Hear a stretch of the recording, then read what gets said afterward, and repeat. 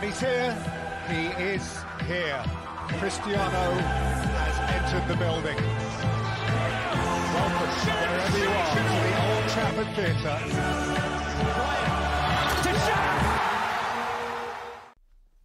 Yes, guys, welcome back to this episode of the SCULPTED podcast. Today's episode is how to stop screwing yourself over. And just like yesterday's episode, we'll be listening to it together whilst I add a few of my thoughts. And just like yesterday as well, I'm on my way walking to training, so I hope you do not mind. And on top of that, I have to pump out 3 episodes today because for the next 2 days, including today being the day that you hear this, if you're hearing it the day it comes out.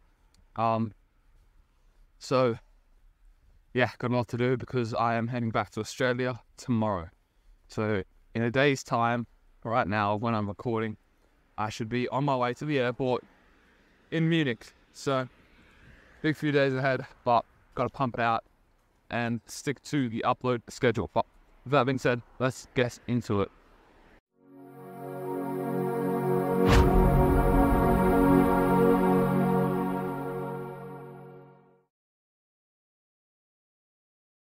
Bigger welcome. Hello, San Francisco. TEDx. Oh my God, blinding light. Hi, everybody. How are you? Fine. Oh my gosh. Okay, so my name is Mel Robbins, and for the last 17 years, I have done nothing but help people get everything that they want. Within reason. My husband's here. And so I've done it in the courtroom, in the boardroom, in the bedroom, in people's living room, whatever room you want to be in. If I'm there, I will help you get whatever you want by any means necessary. For the last 3 years, I host a syndicated radio show. 5 days a week, I go live in 40 cities, and I talk to men and women across America who feel stuck. Do you know that 1/3 of Americans feel dissatisfied with their lives right now? That is 100 million people. That's insane. And I've come face to face with it in this new show that I'm doing, which is also insane. It's called In-Laws. I move in with families across America. You guessed it, who are at war with their in-laws. We move them into the same house. I verbally assassinate everybody. We open up Pandora's box, and I get people to stop arguing about the donuts and who's hosting Thanksgiving dinner and talk about the real stuff. And that's what I want to talk to you about. I'm here for you.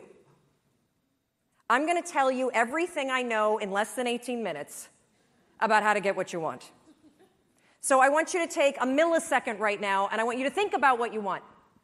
You. And I want you to be selfish. Screw Simon and the we thing. This is about me, right now. Sorry, Simon. What do you want? And here's the deal.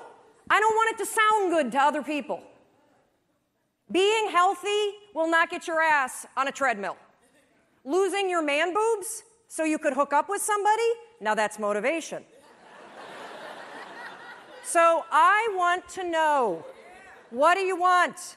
Do you want to lose weight? Do you want to triple your income? Do you want to start a nonprofit? Do you want to find love? What is it? Get it right here. You know what it is. Don't analyze it to death. Just pick something. That's part of the problem.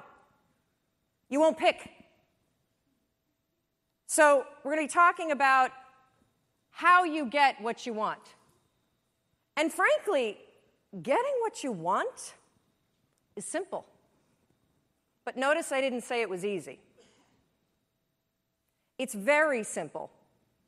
In fact, if you think about it, we live in the most amazing moment in time.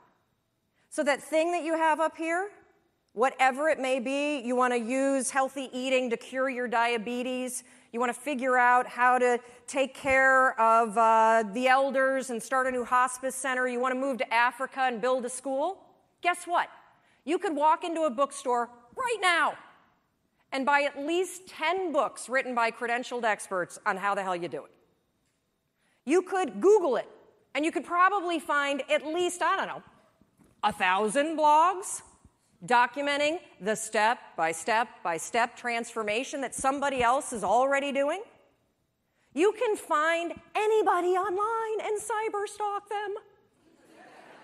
You can just walk in their footsteps and just use the science of drafting. Follow what everyone else has done, because somebody else is already doing it. So why don't you have what you want?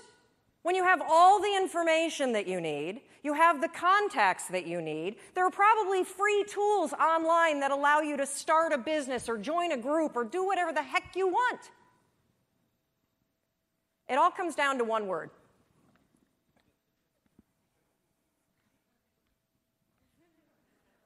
Shut the front door. You know what I'm talking about? The F-bomb. It's everywhere.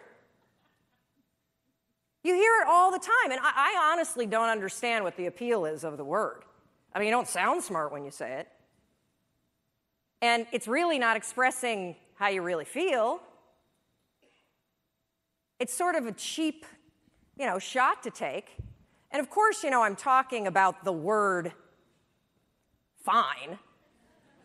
How you doing? Oh, I'm fine. Oh, really? You are? Dragging around those extra 40 pounds? You're fine? Feeling like roommates with your spouse? And you're fine? You haven't had sex in 4 months? You're fine? Really? I don't think so. But see, here's the deal with saying that you're fine. It's actually genius. Because if you're fine, you don't have to do anything about it. But when you think about this word fine, it just makes me so angry. I mean, here we are at a conference about being alive, and you're going to describe the experience of being alive as fine? What a flimsy and feeble word. If you're crappy, say you're crappy. If you're amazing, say you're amazing. Tell the truth. And this not only goes for the social construct, I don't want to burden you with the fact that I hate my life, or, hey, I'm amazing, but that would make you feel terrible. The bigger issue with fine is that you say it to yourself. That thing that you want, I guarantee you, you've convinced yourself that you're fine not having it. That's why you're not pushing yourself. It's the areas in your life where you've given up, where you've said, oh, I'm fine. My mom's never going to change, so I just can't have that conversation. I'm fine. We got to wait until the kids graduate before we get divorced, so we'll just sleep in separate bedrooms. I'm fine. I lost my job. I can barely pay my bills, but whatever. It's hard to get a job. And, one of the reasons why this word also just annoys me so much is scientists have calculated, oh yeah, I'm coming down. Scientists have calculated the odds of you being born. That's right. They've crunched the numbers. I see you up there. They have crunched the numbers on you. Yeah, no, you guys standing up, you want to sit down for this. They've crunched the numbers on you being born. And they took into account all of the wars and the natural disasters and the dinosaurs and everything else. And do you realize that the odds of you, yeah, right here, put your computer away, stand up for me, Doug. So the odds of Doug here, turn around, say hi to everybody. The odds, of Doug being born at the moment in time he was born to the parents you were born to with the DNA structure that you have, 1 in 400 trillion. Isn't that amazing? I'm so lucky. Yes. You're not fine, you're fantastic. You have life-changing ideas for a reason, and it's not to torture yourself. Thank you. Thank you, Doug. Christine was right when she said all of you could be on stage, because all of you, we're all in this category. 1 in 400 trillion. All day long, you have ideas that could change your life, that could change the world, that could change the way that you feel. And what do you do with them? Nothing. Oh, hopefully I won't moon you. You didn't pay for that.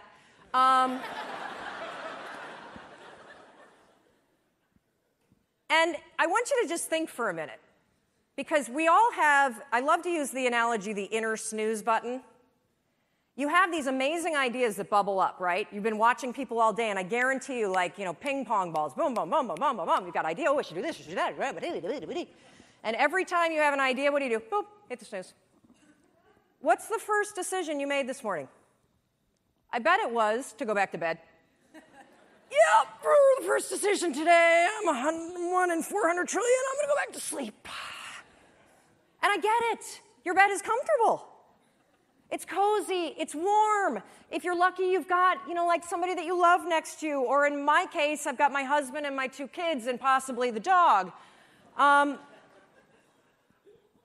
the reason why I'm bringing up this first decision that you made today and the inner snooze alarm is because in any area of your life that you want to change, there's one fact that you need to know. Just one. You're never going to feel like it. Ever. No one's coming. Motivation isn't happening. You're never going to feel like it.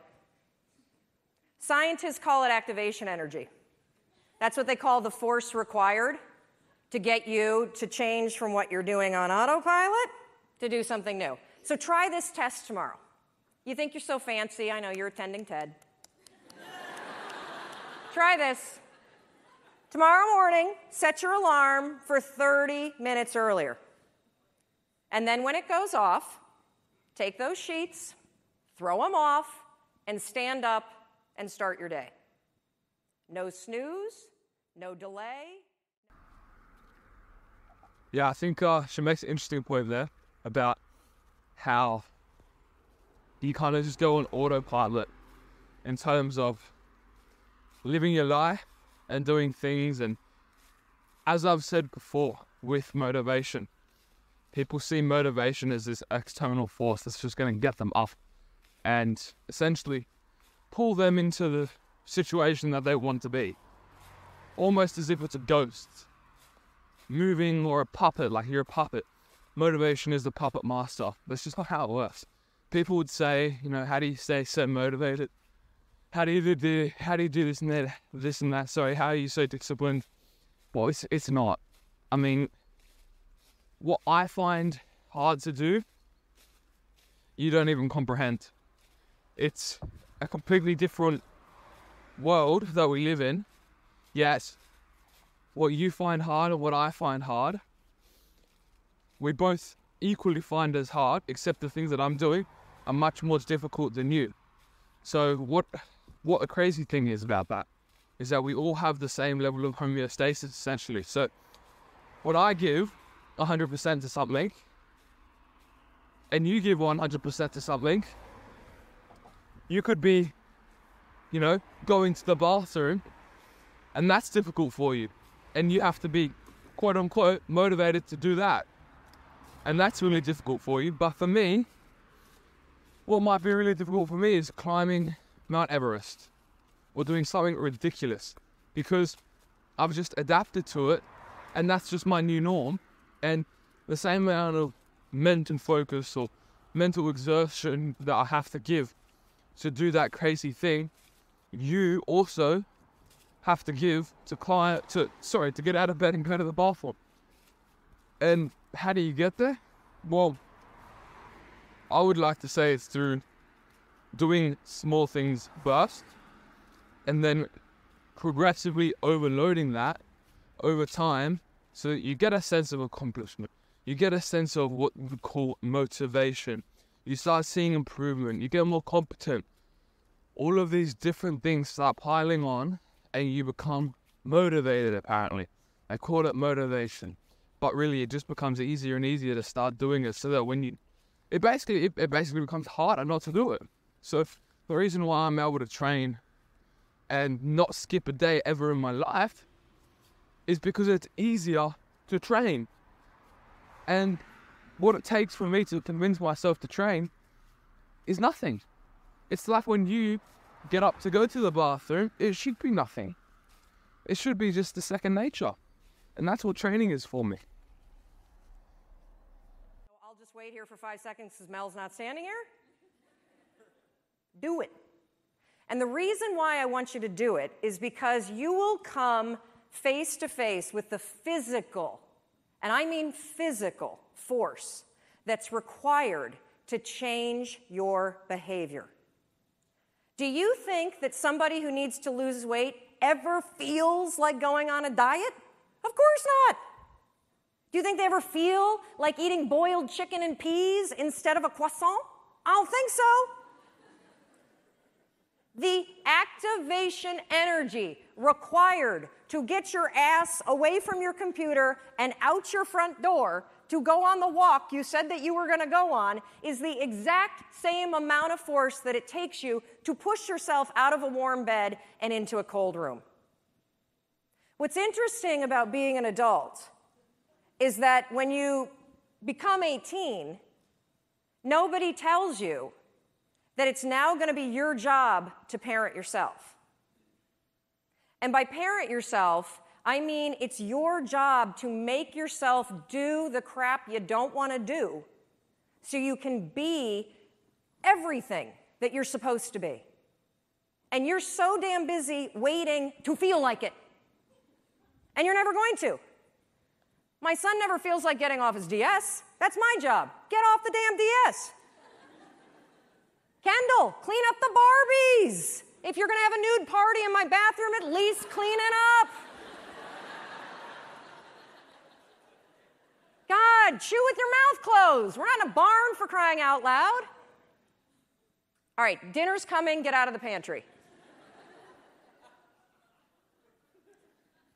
As parents, and you were a kid, your parents make you do the things you don't feel like doing because you won't. Ever. Not now, not then, not ever. And even when you get good at something, you'll figure out something else you don't want to do. And then you'll plateau out and you'll get bored and you're like, I hate this job, it's boring. But will you look for a new one? No, you'll just bitch about that one. It's very, very simple to get what you want, but it's not easy. You have to force yourself. And I mean force.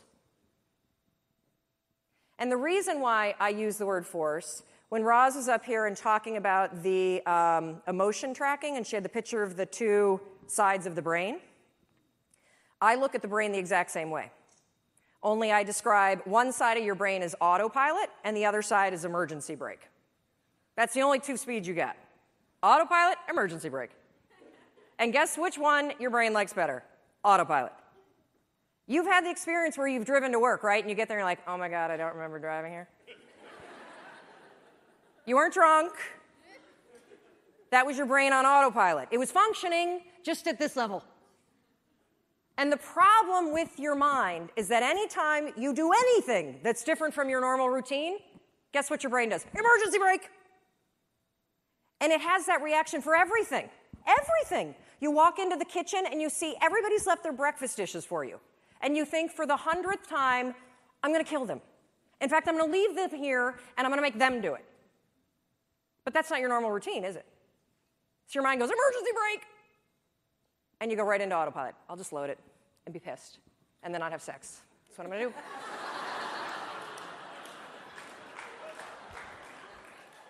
So when I say force, anything that's a break from your routine is going to require force. And if you think about your life, it's kind of funny because we, are kids and then we become adults and we spend so much time trying to push our life into some sort of stable routine, and then we grow bored of it. You wake up at, the same time every day, you have largely the same breakfast, you drive to work the same way, you show up at work, you look busy, you avoid making calls, you update Facebook, you attend a meeting and doodle the whole time, you go back and update Facebook, you make plans for the evening, you look busy some more, then you drive home the same way, eat largely the same dinner or, variety of it. You watch the same kind of media, and then you go to bed and do the same thing all over again. No wonder you're bored out of your mind. It's the routine that's killing you. I have this theory about why people get stuck in life. So most of you have probably taken your basic Psych 101 class, and you've bumped into Andrew Maslow's hierarchy of needs. Well, your body is kind of cool because you have these basic needs. And your body is wired to send you signals. If you are hungry, if you need food, what do you feel? If you need water, what do you feel? If you need sex, what do you feel? Thank you. I think when you feel stuck or dissatisfied in your life, it's a signal. And it's not a signal that your life is broken. It's a signal that one of your most basic needs are not being met. Your need for exploration. Everything about your life, about your body, grows. Your cells regenerate, your hair, your nails, everything grows for your entire life. And your soul needs exploration and growth. And the only way you'll get it is by forcing yourself to be uncomfortable. Forcing yourself to get outside. Out of your head, thank you. If you're in your head, you're behind enemy lines. That is not God talking, okay? It's not. In fact, if I put a speaker on it and we broadcast what you say to yourself, we would institutionalize you. You would not hang out with people that talk to you the way you talk to yourself. So get out of your head. Your feelings are screwing you. I don't care how you feel. I care about what you want. And if you listen to how you feel when it comes to what you want, you will not get it. Because you will never feel like it. And you need to get outside your comfort zone. It's not about taking risks, it's about getting outside your comfort zone. Those first 3 seconds when you push yourself out of bed, they blow. But once you're up, it's great. Those first 3 seconds when you're sitting here in a studio or a stadium like this and somebody says, get up and come dance, and you think, oh, I should do that. And then you're like, oh. That experience that you had where you had the impulse to do it, and then you didn't do the activation energy required to force yourself, your emergency brake got pulled. I'm sitting right here.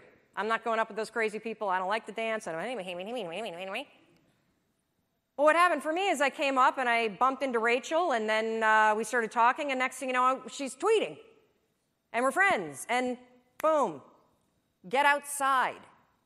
That's where the magic is. That's where the 1 in 400 trillion exists. So everything I do, wait, okay, this is the last part, sorry. So one more thing that you can use, I call it the 5-second rule. Your mind can process a facial expression in 33 milliseconds. It can move pretty damn quick. The other thing that it does very quickly is if you have one of those little impulses that are pulling you, if you don't marry it with an action within 5 seconds, you pull the emergency brake and kill the idea. Kill it.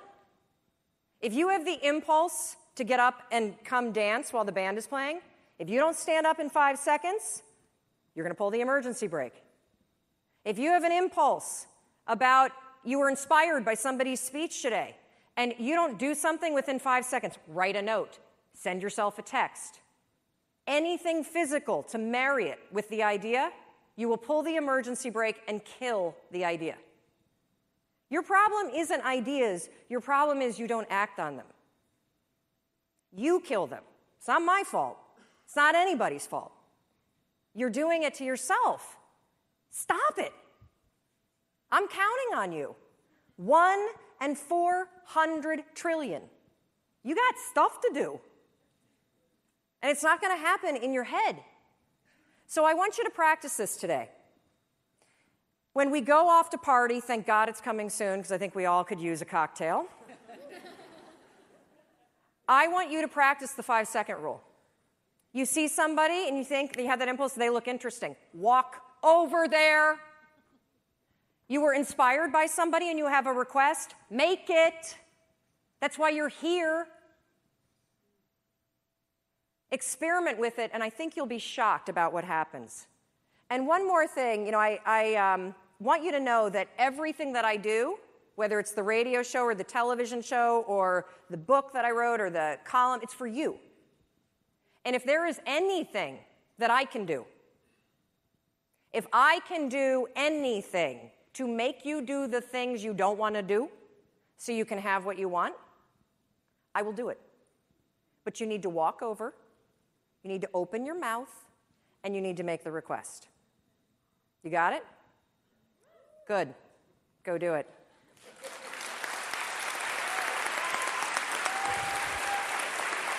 Thank you. Thank you. Yes, stand up. You have the impulse. Stand up. Thank you. There's actually heaps of really good takeaways in there.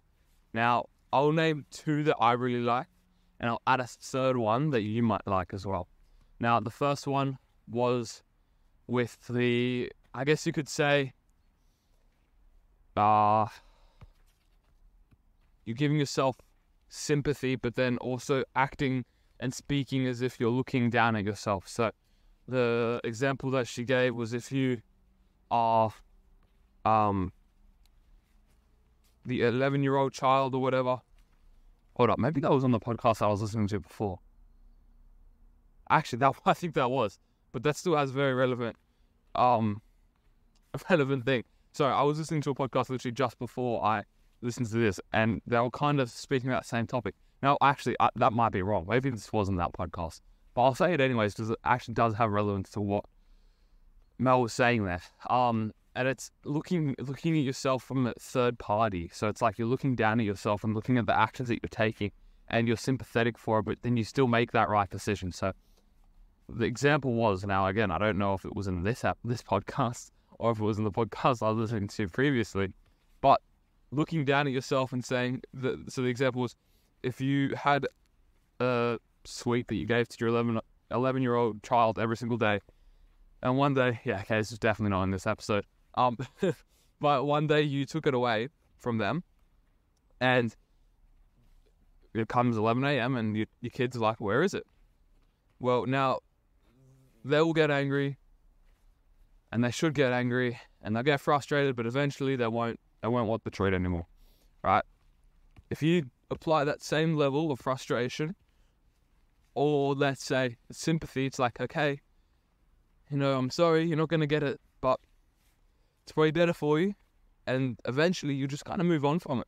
Now, of course, it's not going to work for everyone, but using that same level of empathy and sympathy essentially to yourself, and realizing you can move on from it from a third-party perspective, third-person perspective, you might find that works for you. The other thing that Mel said is the 5-second rule, which also is a very good thing. Now, she mentioned it at the end there, and that's a very good thing to start acting and to start doing. And I personally never needed that, but I know people who do.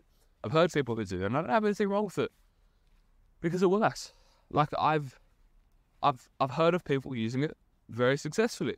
Now, again, as I've said, I don't necessarily need it too much, and I don't think I've actually used it, but I could see how it works because I also have those moments where it's, I don't want to do it.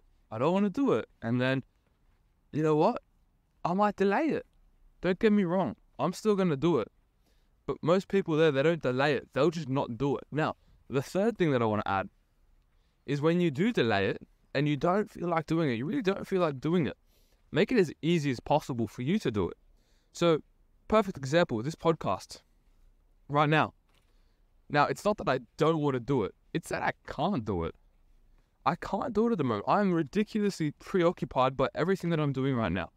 Whether it's training, packing, moving back to Australia, it's very difficult to explain why I'm busy. You might not think I'm busy at the moment, but I'm moving all of my belongings for the past 2 years. And even before that, because I came back to Germany and I had belongings that I picked up here. So I'm sorting through all of my things. I've got 4 piles, stuff I'm going to send back to Australia, stuff I'm going to pack in my suitcase that I don't have much luggage of, and then stuff that I'm going to throw out, and then stuff that I'm going to send to a charity. This has taken up a lot of my day. In fact, it's taken up the whole day other than my training. So at the moment, for me to get in a podcast episode is really difficult. But you know what? I can do it because I make it easy for me to do it. And I do that with training as well. And let me explain to how I make it easy for me to do this podcast episode. And I've done it before as well. I'm doing it whilst I'm already doing something I have to do. So I'm walking. Okay, brilliant. I can do a podcast episode then. I've got 30 minutes free. Okay, sweet. Okay, I've done it before when I was actually driving. I couldn't do the podcast during the day. Brilliant. I'll do it whilst I drive. I drove to Sydney from the Central Coast where I live. And I made it really easy. Now, how you can do that with training, I do that often. I don't feel like training. I never feel like training. In fact, I hate training. I'm here at the training ground right now. I've got a ball at my feet. You can hear it. Listen. There's the ball. I'm about to train. I hate it. I'm not looking forward to it. I'm looking forward to walking back home and feeling like, wow, yeah, glad I trained today. Glad I got it done with.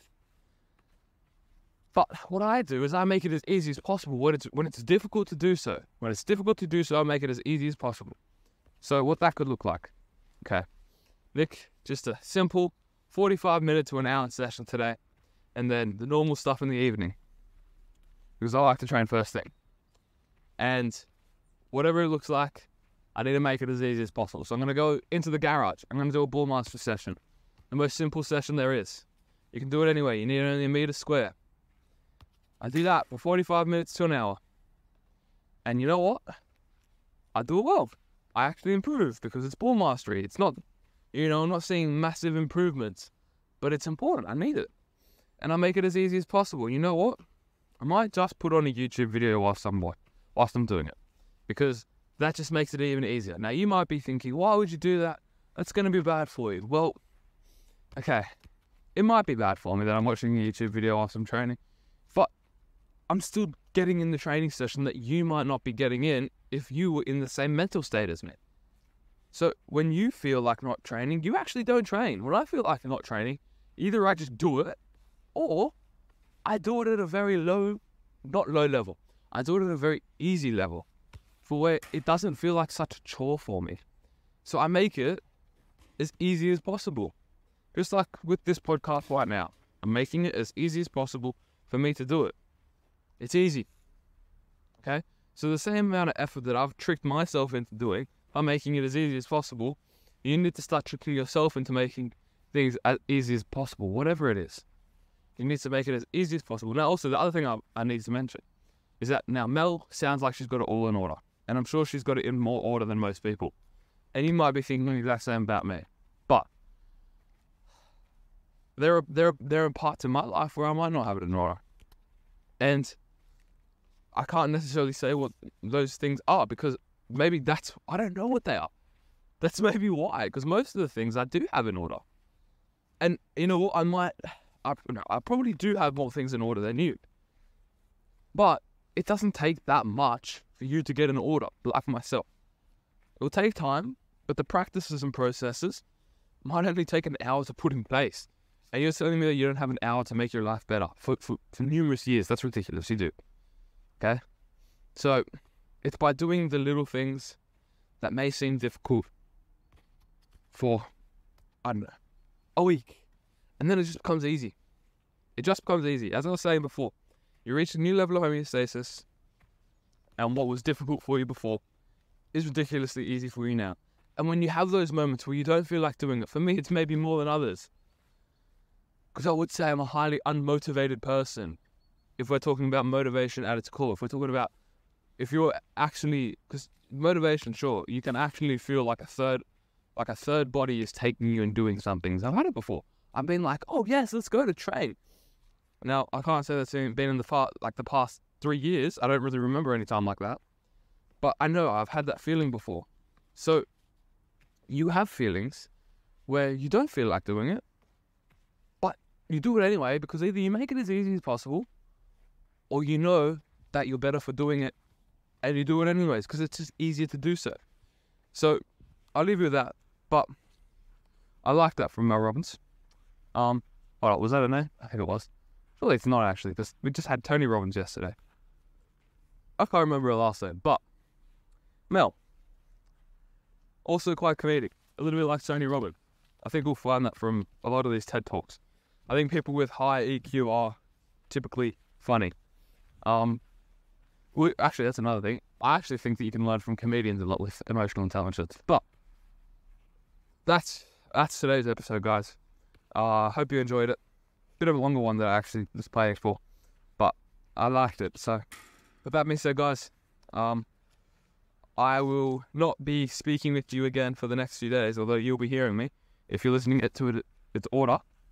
But I will catch you back in Australia, and actually look forward to me being back in Australia because the production level should be very high if I'm back home, which I don't know if I will be. But assuming I'm back at my house on the Central Coast, production level will be up.